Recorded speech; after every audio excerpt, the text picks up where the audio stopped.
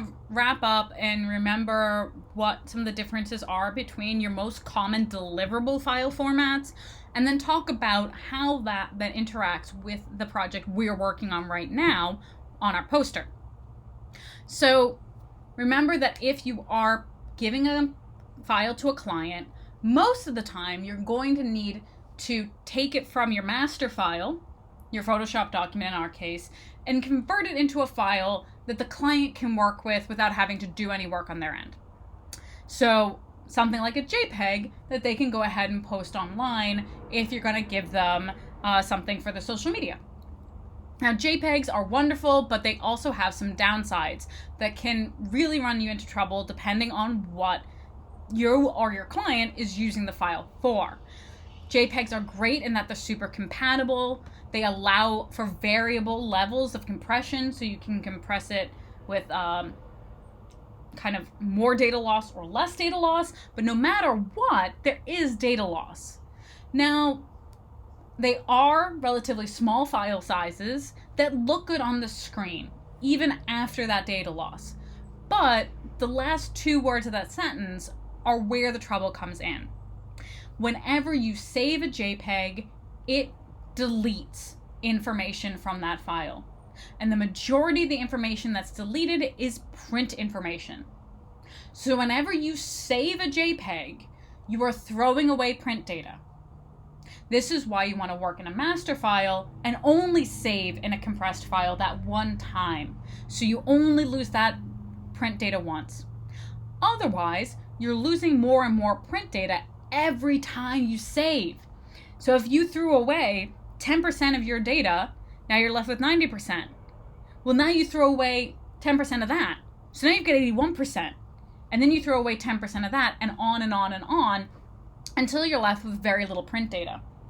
So again, if you know that A, you're not going to edit it anymore, you can save it as a JPEG. If you're giving it to your client to use on screen and they are never ever going to print it, save it as a JPEG.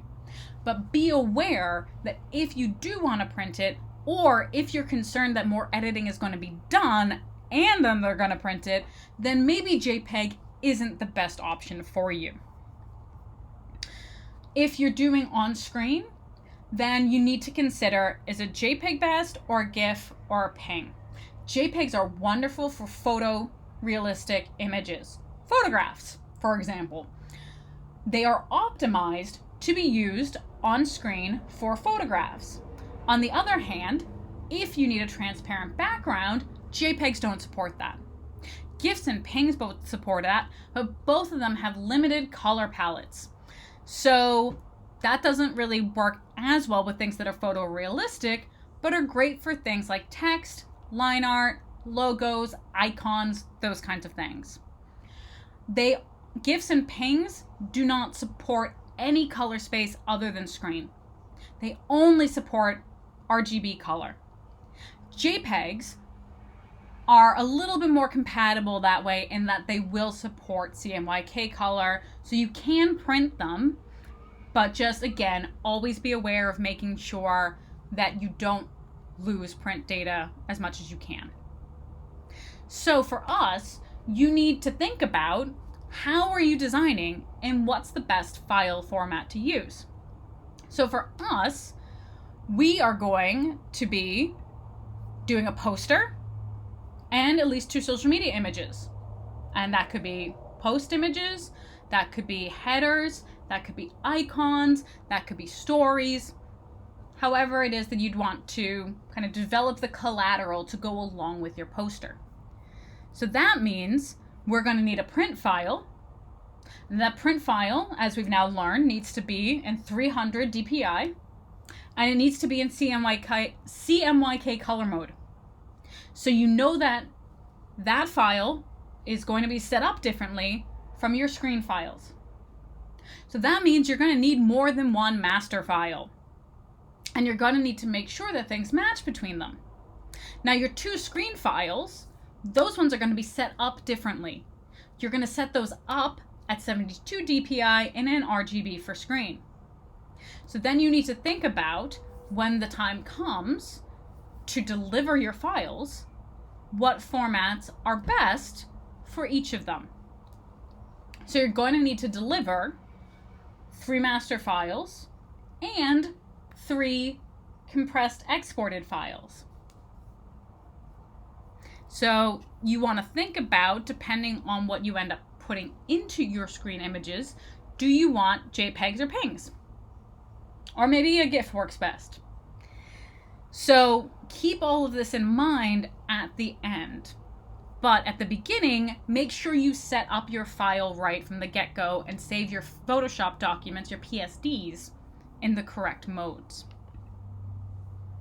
Now remember, we're going to start with a poster file. And most of the work you're going to do is in that poster file because you want to set your visuals there.